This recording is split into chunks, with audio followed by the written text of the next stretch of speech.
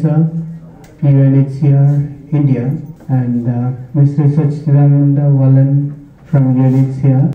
May I now request Mr. Vikas Kara. The learning curve of our children has been amazing because they understand the difficult side of life. So the opportunity which they get to study itself is unique. So there is interest in parents to send their children to schools. All we need to do is connect them to a better opportunity. That's the government schools. And in terms of livelihoods, the women and the micro-enterprise initiatives have been a very good takeoff for us because we found that there is a strong solidarity among this group to excel and then demonstrate their skills. Some of the basic, if you see the kind of basic training we gave has resulted in the Bharosa as well as the SHE teams who have extended amazing support for us in ensuring that the gender-based violence cases and any issues related to abuse immediately get justice. And also that this commitment to provide more services and infrastructure, both benefiting refugees and host communities. This project for the last 2.5 to 3 years almost, and the needs were different when we identified, and with kind of the greater support that we received from Telangana state, today refugee scenario has changed a lot, I must say. So thank you so much once again as a beginning. As far as we are concerned, Helping Hand Foundation, I'll just take about a minute or two of your time.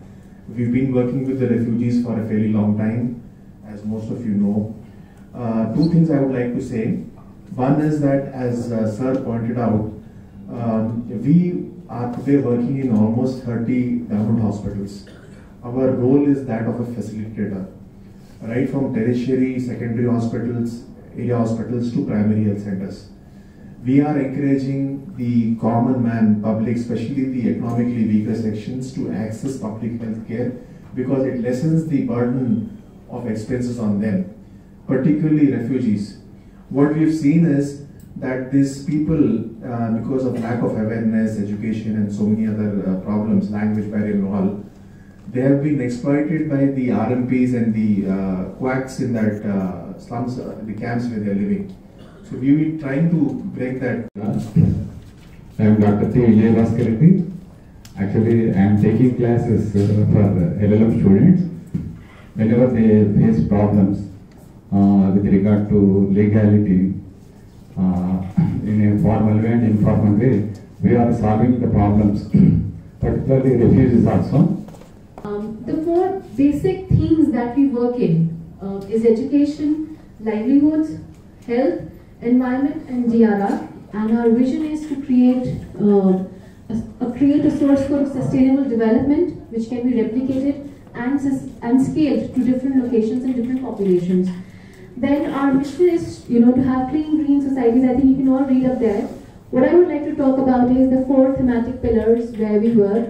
One is the HCL Samuday, which is the rural CSR, where a team of more than 400 people is working directly towards development of more than 720 villages, reaching out a population of more than 30,000 for development in those villages. So HCL Foundation has taken up those villages and we're working with the state government to create ideal villages in those places. So we worked vastly there, for education, for doing schools, for healthcare, for agriculture, for livelihoods. It's a whole soul program which takes care of integrated development life cycles approach. The Sustainable Development Goals, which has 17 goals and set out to be achieved by all the governments in the world, and especially these goals are centered around leaving no one behind. So no one should be left behind. All the persons, all the individuals, all the living creatures and all the natural resources, everything should be put into a proper use, and whatever the rights and the responsibility that every particular institutions have in achieving this goal need to be realized. That is what is the overall the situation in which this SDG is being proposed and is being implemented. And I'm sure that Indian government takes a very great lead in achieving this at the national level and also at the state level and even district level. So in that we have 3 specific goals which are talking and specifically covering the refugees and the asylum seekers, which is the central theme of this consultation. And to say that we have the first goal is to have sustainable cities and communities, which is very appropriate for the refugees who are living in these urban settings. So we call them as urban refugees. So this Rohingya, the Somalis, the Sudanese, I'm sure that you know that close to 6,000 refugees and asylum seekers are living in Hyderabad and who are registered with UNHCR, and their informations are used for following that to ensure that their rights are not denied at any point of a time and their rights are ensured. So in which we work in partnership with the government, because we know in the refugee rights parlance we use refugees are the right holders and they hold the rights, and the governments are the duty bearers. Whether it is not with regard whether they are signed the 1951 convention or the 1967 protocol, but every government, and to specifically talk about the Indian government, they have signed several human rights instruments such as CRC, such as CEDA, such as ICCPR, whatever. Like there are about 12 instruments which the government, Indian government, have assented to.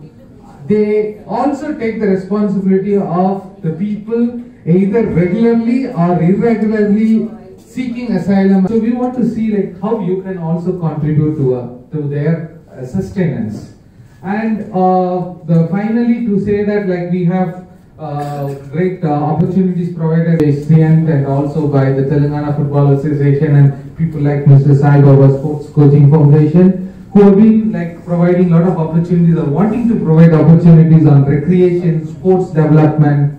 So we would like to see how this can be of like promoting peaceful coexistence with the refugees and the host communities, so that we make sure that they don't really become a threat. Even a small percentage or even a single number, we don't want anybody to become a threat to the national sovereignty or the security, but at the same time they take this opportunity to promote and also to become a kind of a very good human being, as they are all waiting to get the durable solution, either to go back home or to get any other opportunity that is coming on their way in the future. I am Saibaba, the Secretary of the Sports Coaching Foundation. Even though the sports is not a core subject in the country, last 30 years we are working for the sports, promoting sports in vulnerable areas. Yeah, more than 1 lakh children are connected with us. Our registration is the Masap tank. 30 years back, the government wants to promote slum areas into sports hubs. They taken our NGO help, and now we have a lot of children. We tell sports is the cheapest medicine. Our organization 1 acre place at the Masap tank, owned by government. Our NGO is supporting that. Many children, it's 24 hours it runs. No area in Bombay, Delhi, anywhere, 24 hours, no ground will run.